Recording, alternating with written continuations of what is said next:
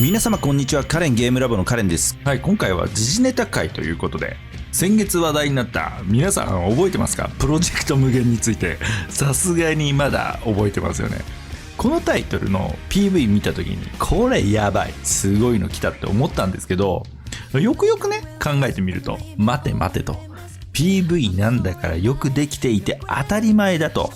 結果としては話題性もあって良かったと思うんですが、ちょっと変に色眼鏡かけて見ていた部分もあるので、今日はプロジェクト無限果たしてどうなのかってところを現状わかる範囲でダラダラとラジオ感覚でサクッと手短に話していこうかなと思います。チャンネル登録お済みでない方はぜひチャンネル登録、高評価ポチッとお願いします。それでは見てまいりましょう。まずプロジェクト無限について簡単に概要を説明すると、開発はネットイスネイキッドレインスタジオ、ジャンルは都市型オープンワールド RPG、 その他の情報はまだ不明です。ということで、今回8月24日に情報公開されてから改めていろいろと見て回っていたところ、どうもね、公式サイトの作りがね、皆さんご存知の通り、ホヨバースからリリース予定のゼンレスゾーン0に似てるなぁと、もろ参考にしてるんだなぁと、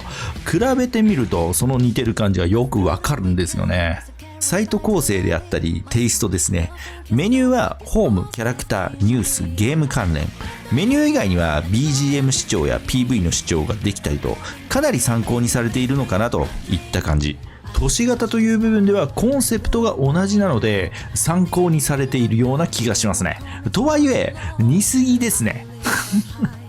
さすがだと思います。売れているもの、売れそうなものには乗っていくスタイル、ビジネスの王道。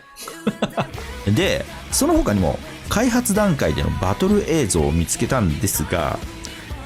これだけ見てると、これは本当にすごいのかって思っちゃったんですよね。そこでちょっと野暮ではありますが、多分ベンチマークにしているであろう前列ゾーン0とバトルを比較してみると、アクション性ってところでは前列ゾーン0の方がよくできてますよね。無限はまだ開発初期段階だとした場合は仕方ないと思うんですが、売りの部分なのでジャスト回避やパリはもはやアクションゲームの基本となるので入れてほしいですよね。ターゲットユーザーをどういった層に向けているかで変わってくると思うので、もしカジュアル層に向けていれば極端に難しいバトルの要素は避けてきそうな勢いですよね。個人的にはカジュアル層も遊べるような形でワンボタンによるコンボアクションのオプション設定ができたり、ガチのアクションを遊びたい人はフルコントロールの設定が可能であればどちらの層も楽しめそうですよね。特にワイヤーアクションを使って敵を宙に浮かしてからのエアリアルコンボとか、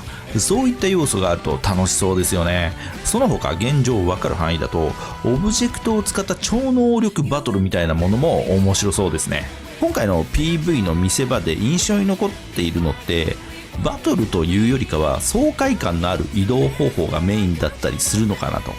電車の間をワイヤーアクションですっ飛んでいくシーンや高層ビルを壁走りする感じなんか見ていてすごいなってなりますからね。この辺はスパイダーマンを意識してるんだなと。とはいえこの移動アクションは楽しそう。オープンワールドの移動の煩わしさを一気に解消してしまう感じがいいですよね。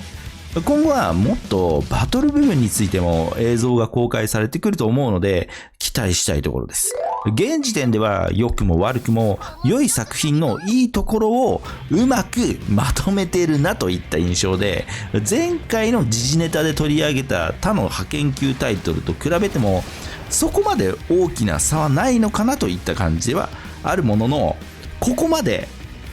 何にしても話題性があってみんながこれをかなり好印象として受け入れている現状は、今後のオープンワールドというジャンルのあり方が変わりそうな勢いはありそうですよね。原神の時もそうでしたからね。アニメ調グラフィックのオープンワールドということで一気にカジュアル層にもリーチして、結果売り上げがとんでもないことになり、それが一つの最適解と認識され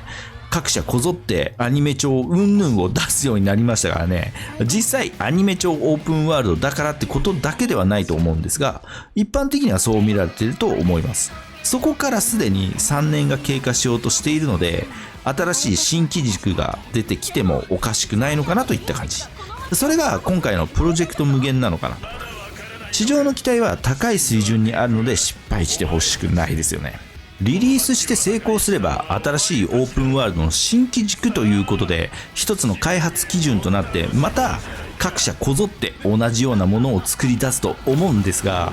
オープンワールドを開発する費用ってバカにならないし、運営費も半端ないと思うので、なかなかハイクオリティなものを作れる会社って限られてきますよね。開発できてもそれを今度は運営していくっていうのもかなり大変な労力になるので、現状それらをうまくできるところが少ないような気がします。プロジェクト無限については現状わからないことだらけではあるものの、 PV による期待値はかなり高いことが伺える状況です。今後はもう少しバトル部分の要素について深掘りした情報が出てくると思うので期待したいと思います。 TGS にも出展されるので、いろいろひっくるめて実際どういうものなんかちょっと見てこようかなと思います。はい、今回はプロジェクト無限について思うところをダラダラとお話ししてきましたが、いかがでしょうか。今後は徐々に情報が開示されていくと思うので楽しみにしたいと思います。ということでチャンネル登録はお任せしますが、ぜひもう一本カレンゲームラボの動画を見ていただけると嬉しいです。それでは今回はこの辺でご視聴ありがとうございました。次回もお楽しみに。